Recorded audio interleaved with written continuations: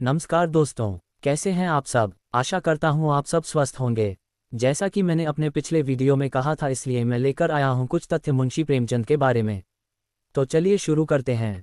प्रेमचंद 1936 में इस संसार से चले गए, लेकिन अपनी रचनाओं के माध्यम से आज भी वे हिंदी के साहित्याकाश में किसी अटल नक्षत्र की भांति प्रभासित हो रहे हैं। प्रेमचंद जब लिख रहे थे, वो भारत की परतंत्रता का दौर था। अंग्रेजों के दमन और अत्याचार से भारतीय समाज त्रस्त था। प्रेमचंद की सफलता यह है कि ऐसे विकट समय को पूरे यथार्थ बोध के साथ अपने साहित्य में उतारते हुए भी उन्होंने आदर्श का दामन नहीं छोड़ा।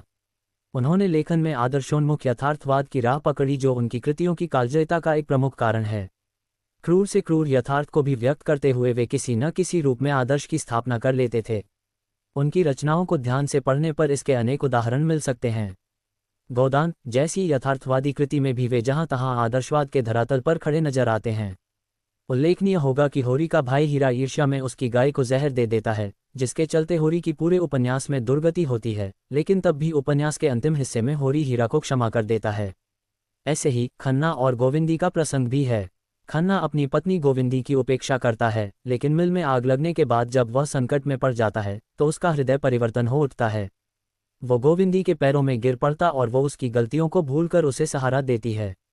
वो कहती है, सत्पुरुष धन के आगे सिर नहीं झुकाते, वह देखते हैं तुम क्या हो। अगर तुम में सच्चाई है, न्याय है, त्याग है, पुरुषार्थ है, तो वे तुम्हारी पूजा करेंगे।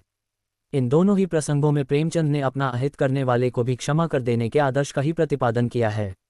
गोदान की ही तरह प्रेमचंद की और कई रचनाओं में यथार्थ की पथरीली भूमि पर भी आदर्श के पुष्प खिले दिख जाते हैं।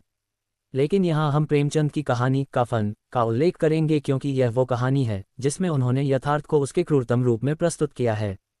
कहानी के दोनों प्रमुख पात्र चूंकि दलित हैं, इसलिए इस कहानी के आधार पर उन्हें दलित विरोधी सिद्ध करने की आलोचकीय कुचेष्टाएं भी साहित्य में हुई हैं, लेकिन ऐसे प्रयासों को कोई विशेष महत्व नहीं मिला। कफन कहानी को हिंदी की पहली नई कहानी भी माना गया है। बहुधा विद्वानों का ये भी मत है कि इसमें प्रेमचंद ने आदर्श की राह नहीं पकड़ी है, लेकिन इस कहानी को यदि बारीकी से देखें तो स्पष्ट होता है कि इस चरम यथार्थ की कथा में भी प्रेमचंद आदर्श की संभावना तलाशने में नहीं चूके हैं।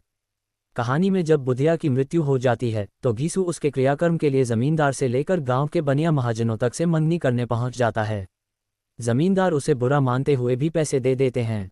बाकी जगहों से भी पैसे मिल जाते हैं, अनाज लकड़ी भी मिल जाती है।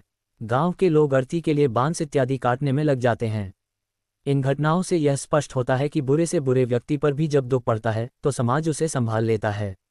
ये बात कफन के पैसों से पूड़ियां खा रहे घीसू माधव की बातचीत में और बेहतर ढंग से स्पष्ट होती है। माधव कहता है, जब बुधिया मरने पर हमसे पूछेगी कि तुमने मुझे कफन क्यों नहीं दिया तो क्या कहेंगे। इस पर घीसू जवाब देता है, तू कैसे जानता है कि उसे कफन न मिलेगा। उसको कफन मिलेगा और बहुत अच्छा मिलेगा। वही लोग देंगे जिन्होंने अब की दिया। यहाँ घीसू का इशारा समाज की तरफ ही है। वस्तुतः यथार्थ की इस क्रूर कथा में भी प्रेमचंद ने समाज की मानवीयता का एक सुंदर आदर्श गढ़ दिया है, और निश्चित रूप से यह आदर्श खोखला नहीं है। सारांश यह है कि प्रेमचंद यदि एक ही साथ बौद्धिक वर्ग और सामान्य जनमानस दोनों के बीच लोकप्रिय हैं, तो इसका कारण उनकी रचनाओं की सहज भाषा और आमजन से जुड़े विषयों के साथ साथ यथार्थ में आदर्श की